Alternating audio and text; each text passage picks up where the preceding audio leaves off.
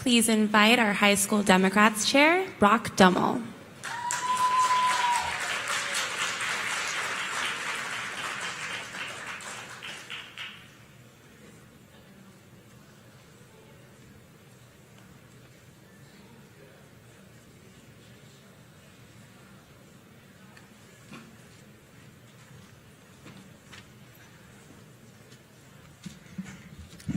Welcome to Oshkosh, everyone.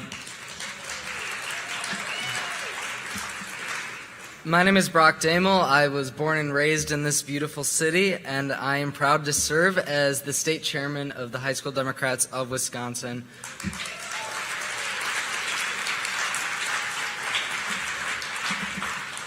So I want to begin by talking about the shooting in Parkland, Florida, and what that means for us and us as high school Democrats as we go forward.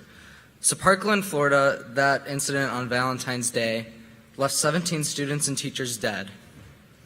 And students across the country and right here at home in my own school, Oshkosh North, can't help but ask themselves when they walk into the classroom, what would happen if I died today?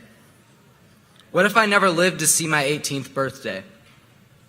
When I said goodbye to my family this morning, did I take enough time to hug them and say goodbye, tell them I love them, just in case I might never see them again?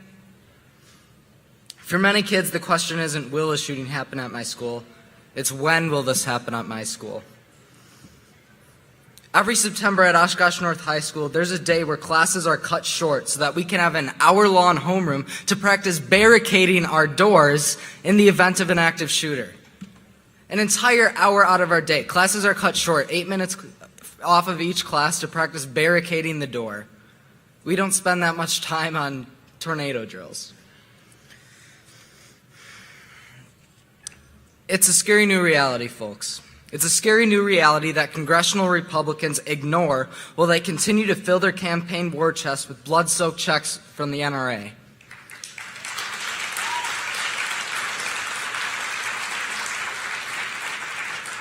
And I mean, this is an issue we can all agree on. I come from a proud duck and deer hunting, gun-toting family. Not long ago, my own dad was an NRA member, for crying out loud. But that changed after Sandy Hook, when extremist leaders at the head of the National Rifle Association prioritized the profits of gun manufacturers over the innocent lives of kindergarten children by opposing common sense measures that even most of their members support. Universal background checks. Prohibitions on gun purchases for perpetrators of violence against women. There's a consistency in all of these mass shootings. The perpetrators have a history of violence against women, and I don't think that's any coincidence. Safe storage laws, like we saw in Santa Fe, where the shooter accessed a firearm from his dad's gun cabinet that was not properly locked. A ban on bump stocks, and so much more.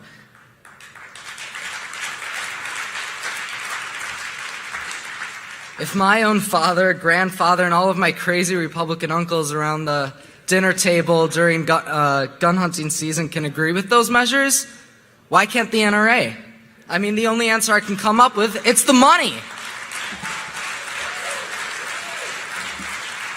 It must be the money. But ending gun violence isn't the only reason why high school Democrats stand with our party on the issues. Coming from a lower middle class family, I did not always have access to medical care.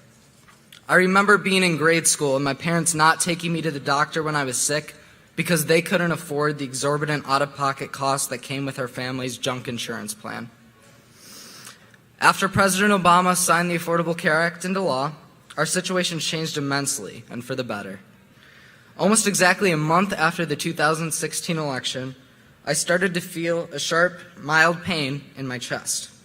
I thought it was maybe just heartburn, maybe just anxiety, something I would probably honestly just take Tums for and lay down and say I'll feel better in a little bit because I might have not had access to health care. But my mom picked me up from work and she took me to the emergency room because she wasn't afraid of having to pay $1,000 for me to visit the ER for chest pain, even if it was just a mild symptom.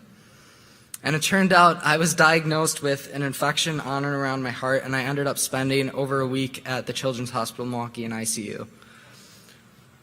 Close to death. Would I still be alive today if the Affordable Care Act was not the law of the land? I would rather not speculate about that because that's scary. That's a question I really don't want to know the answer to. But having survived and nearly fully recovered, all I can think to do now is give back to the party that saved my life on a winter night 2 years ago, and the one that continues to fight for the lives of children by supporting common sense gun reforms.